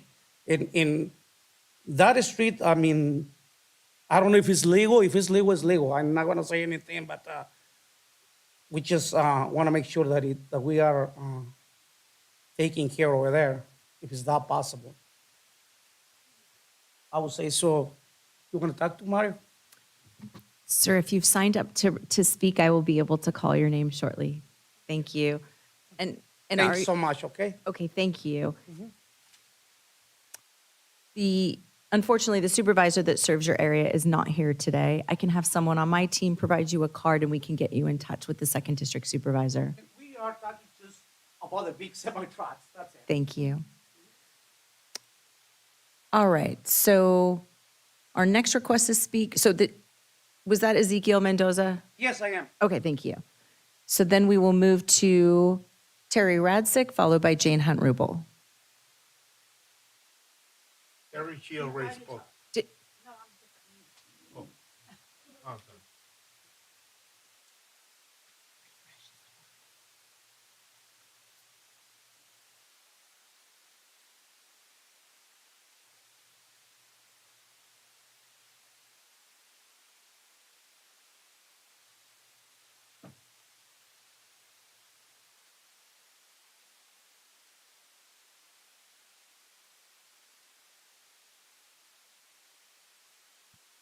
Thank you. My printer bombed out on me today, so I'm reading from my phone. My name is Teresa Radsick, and I'm a lot of concerns here today. But I think one of the most important concerns are our elections. It has been determined that the cost of each ballot mailed out is $19.50 each. But the sheer inefficiency of how we are sending out over 1 million ballots to our registered voters, and that doesn't include our provisional ballots or same-day registrations. With a return of only about 26%, the true cost of each ballot is closer to $57 each. That is horribly expensive, since it would cost less than $1 for a paper ballot. Since California is in extreme deficit, we must return to one day of voting, same-day counting, picture ID, and paper ballots. We have less than 2 million potential voters in San Bernardino County. France conducts same-day paper ballot, picture ID elections with 63 million voters. We have a small county in California, Amador County, with less than 300 voters. Why are they paying for and using the $1 million Dominion machines like we are? Why is that? Think about it. There must be some sort of need for all or nothing with these machines. They must be connected. another item that I'm going to talk about is, as a representative of New California, we have a few questions about impact fees. Are you considering terminating impact fees after the U.S. Supreme Court decision calling them an unconstitutional tax?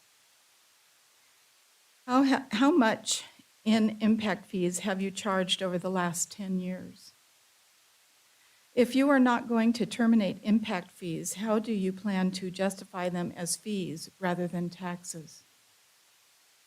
Have you set up a process to handle refunds to residents that were inappropriately assessed impact fees in the past? If anybody is concerned about these items and would like to learn more about New California, we are going to be at the Costco parking lot this Saturday.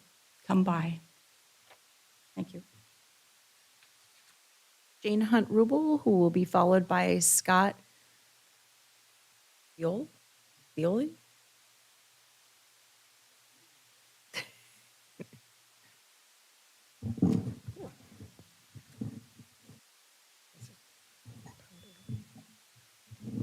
Good morning, board members. First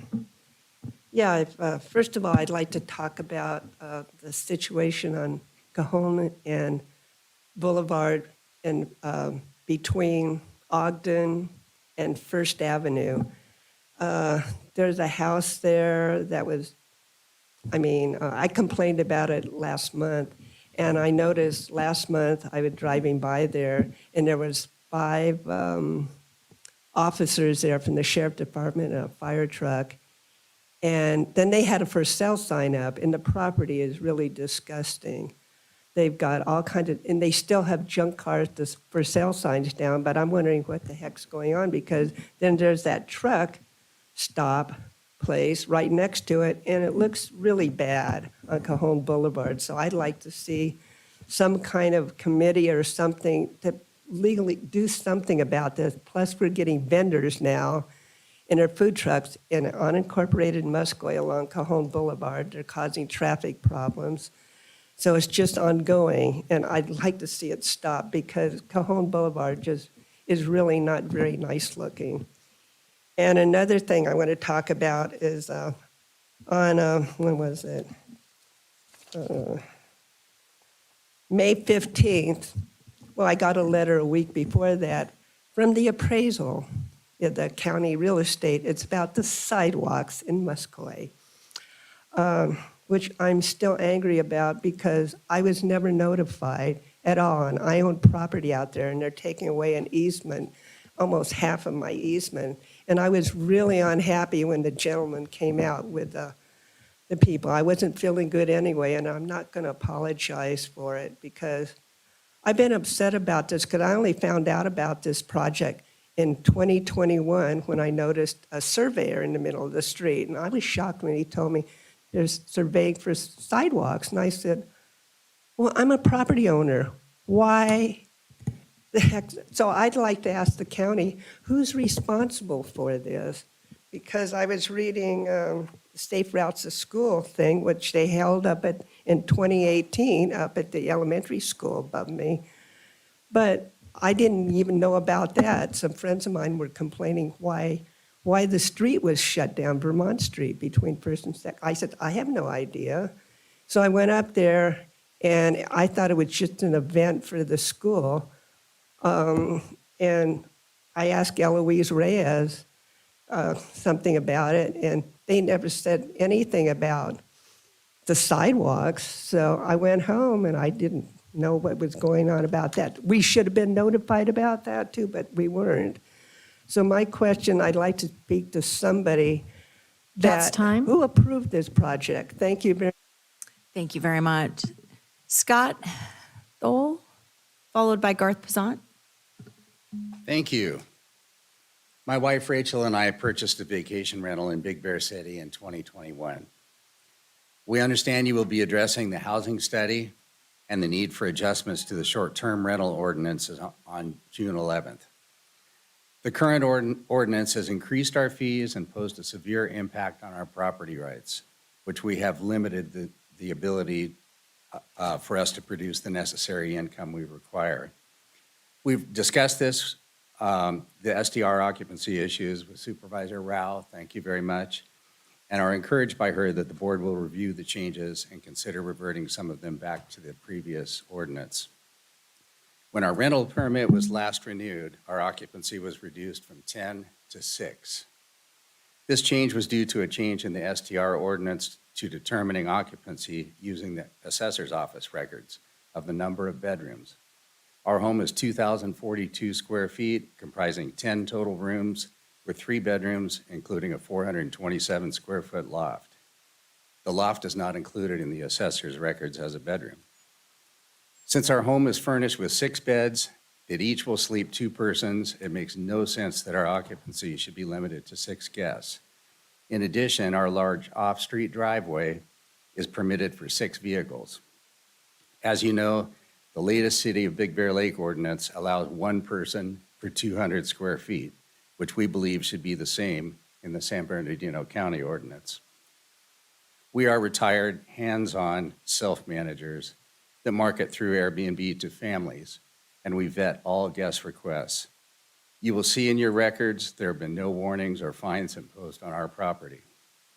We carefully studied the county's short-term ordinance in effect at the time we acquired our home. Had we known an ordinance change to reduce our occupancy was a possibility, we would have considered a smaller home with more bedrooms on record, even though the living area and amenities would be limited. Now we are faced with a significant reduction in income. Our guests give us great reviews, in part due to the unique style and expansive living space that has been conducive to memorable vacation for them. A recent guest wrote, "Our family had a great time at this cabin. We have 4 kids, and it was great having them spend time in the arcade while my wife and I hung out in the jacuzzi. It was also nice having the kids stay upstairs watching movies together. Amazing environment for a family of 6.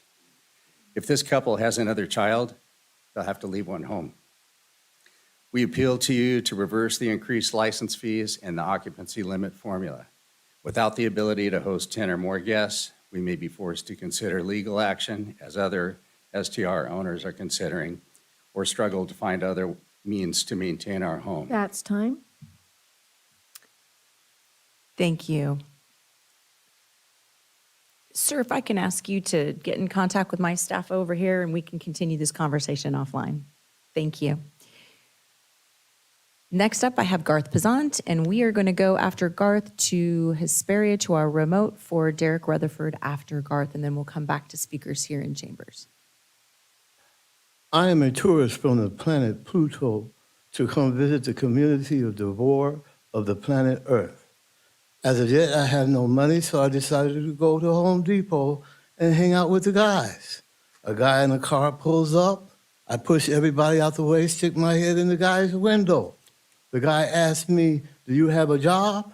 I said, "No." He said, "Do you speak English?" I said, "No." He said, "You got the job." Southern California Resource Services for the Independent Living, empowering people with disabilities, awarded funding by the California Department of Rehabilitation, providing assistance to community reintegration and vocational services to obtain or maintain employment.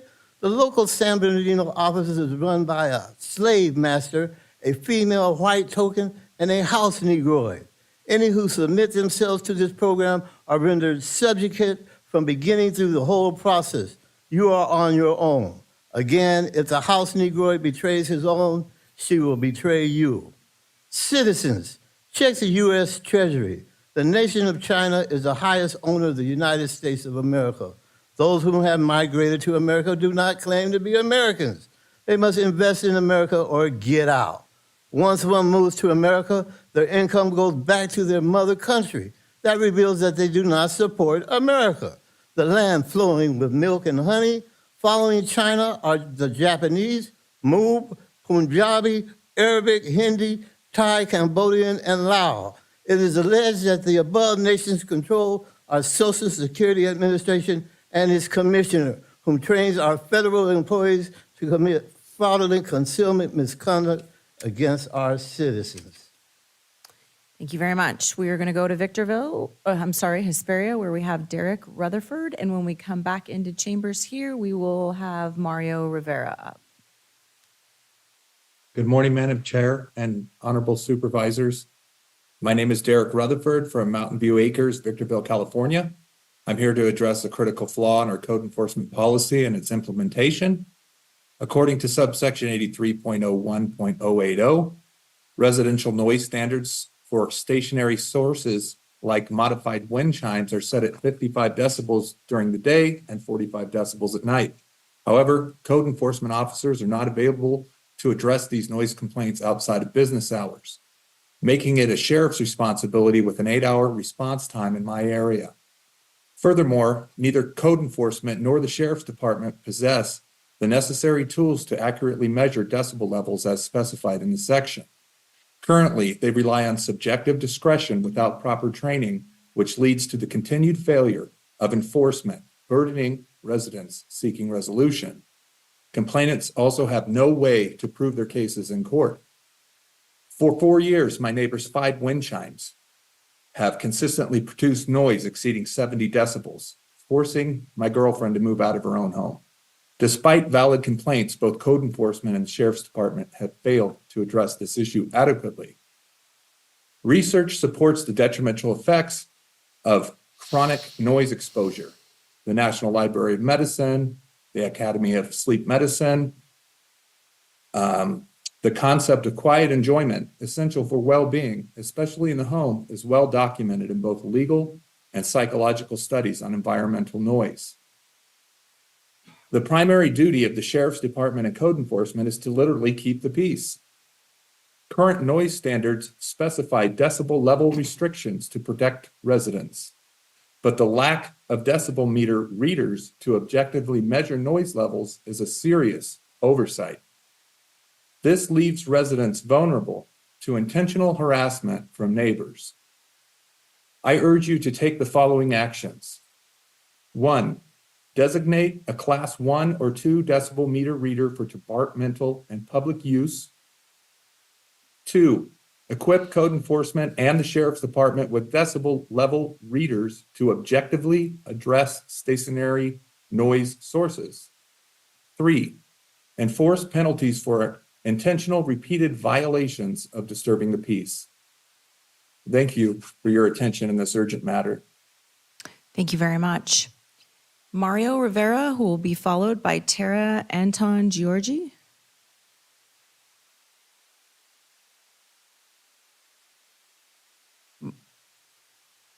Mario Rivera. All right, we'll go on to Tara. Good morning.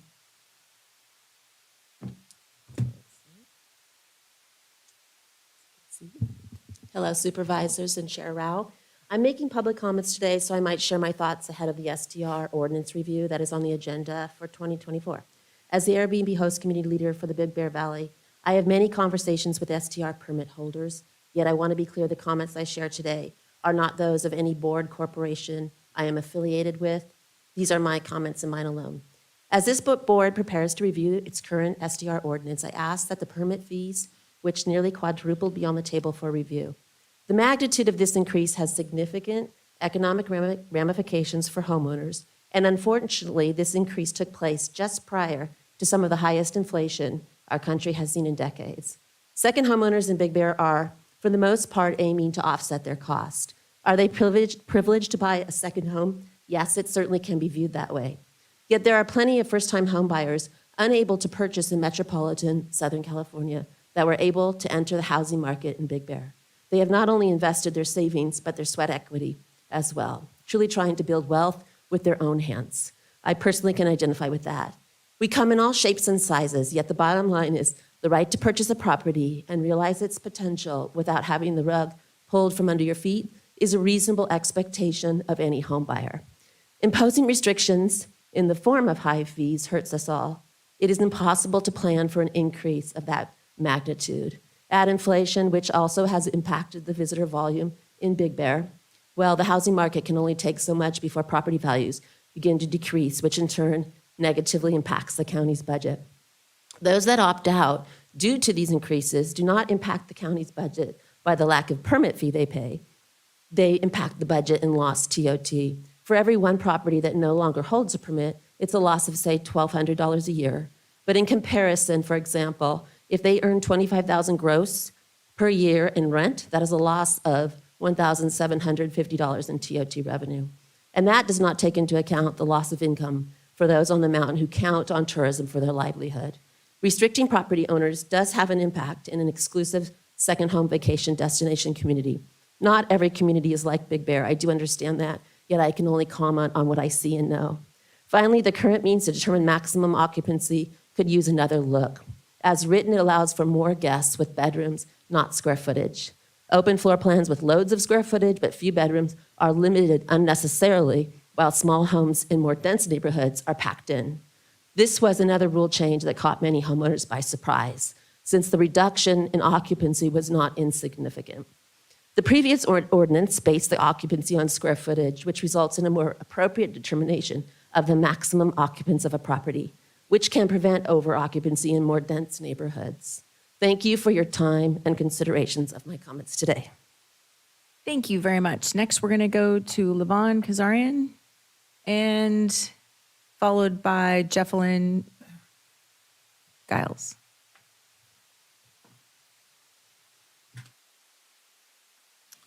Good morning, Madam Chair, Supervisors. I just learned that the short-term rental study is coming in early June, so stole some of my thunder, but I'm excited to get those results. I look forward to that meeting.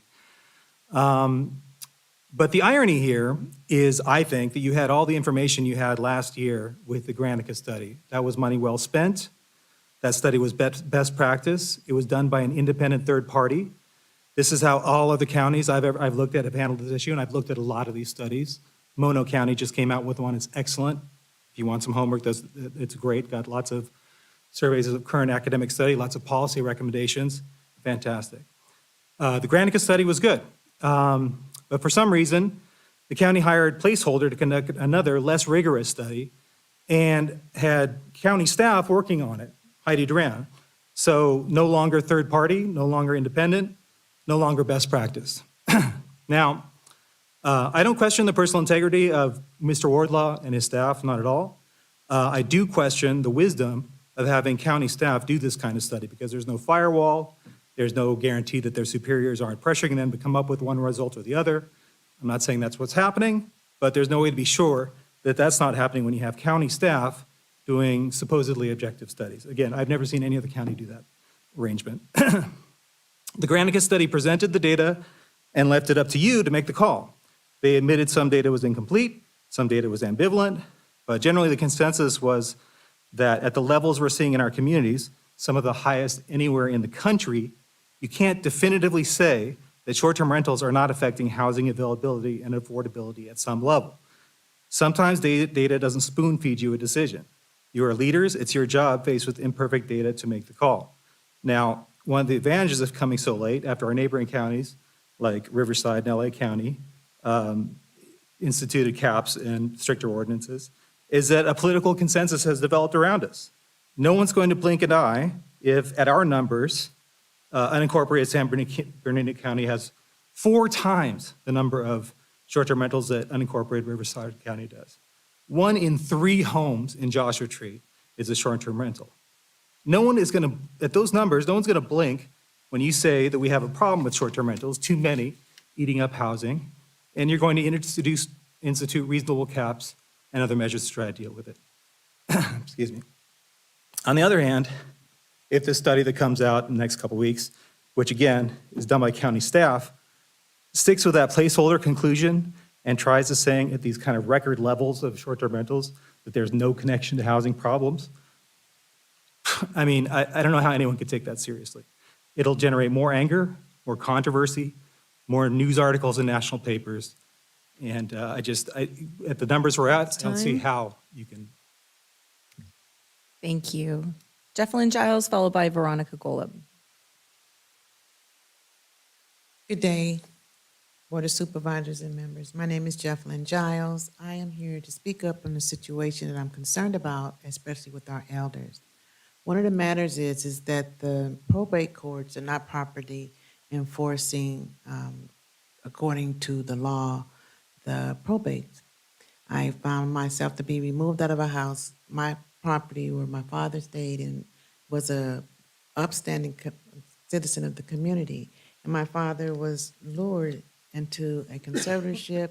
He sought and submitted documentation to come out of this conservatorship, and it was dismissed without being heard. This is in Superior Court of San Bernardino.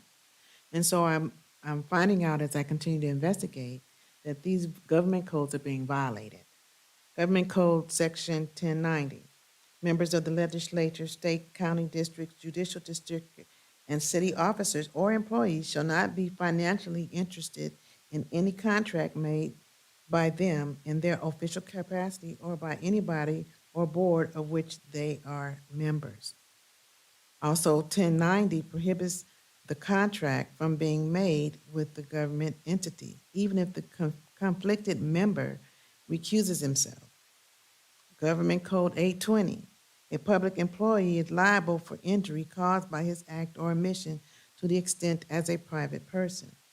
Government Code 1126, a local agency officer or employee shall not engage in any employment activity or enterprise for the compensation which is inconsistent, incompatible, and conflict with or inimical to the board members' duties as an officer of the district. This is what I'm finding that has occurred here, and I see that their contract for the selling of a property, this is the contract, and this is for listing on Zillow for property by San Bernardino County Board of Supervisors, Jesse Armendariz, for a cash deal. I was put out of the property. I paid the note. My father was said to be conserved, but he was not allowed to speak up and be heard in court under Judge Stanford E. Reichert. His attorney was Attorney Jennifer Daniels. We found a notice to proceed of action, and his attorney is named on that notice as the buyer of his property. It was all concealed in the court. Furthermore, Mr. Giles, my father, he did the grant deed. So, and it's a grant, behind this grant deed is his thumbprint. So he could never have been, this is a thumbprint through notary services. You can never do that. You can't take away. They do have rights under the probate code. Probate code section 859 says you can't conceal. All this has been concealed. Here's Mr. Giles. That's time. Thank you. Thank you very much. Veronica Golub, followed by our last request to speak from Anonymous with no city provided. Hello again, Board Supervisors. I currently have over 4,300 signatures in my petition asking you to cancel your contract with Apple Valley Animal Shelter, or AVS.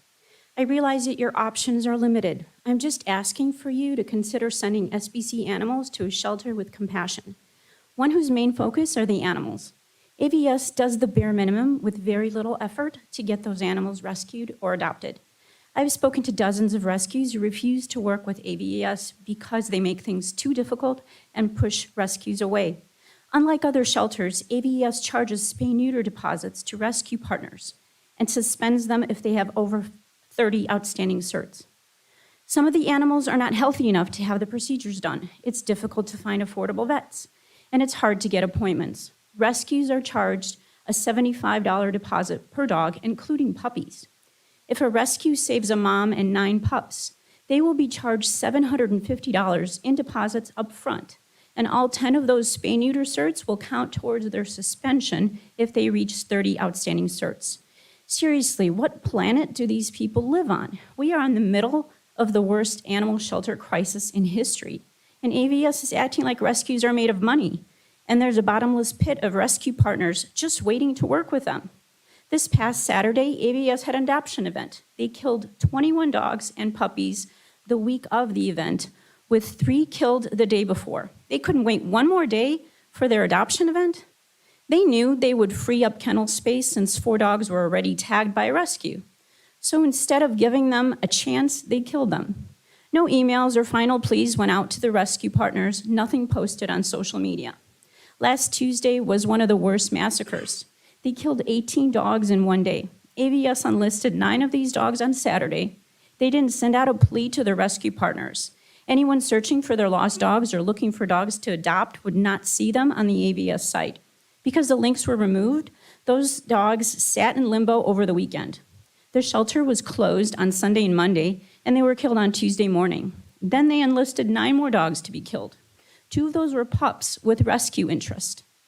The rescue emailed AVS to let them know they were working on a plan to save them. AVS didn't bother to reach out to the rescue before killing them. They killed all 9 of them. Nothing was posted on social media, and no pleas, final pleas were sent out to rescue partners. After they killed the 18 dogs last Tuesday, AVS posted on social media pages that they were full capacity and asked for help from the rescue partners. They finally decided to waive the rescue transfer fees, what the other shelters were doing all along. Your contract with AVS expires at the end of June. Please, for the sake of those innocent souls, find a better option or amend the current contract. Thank you. Thank you. Our last request to speak has no name accompanied with the request.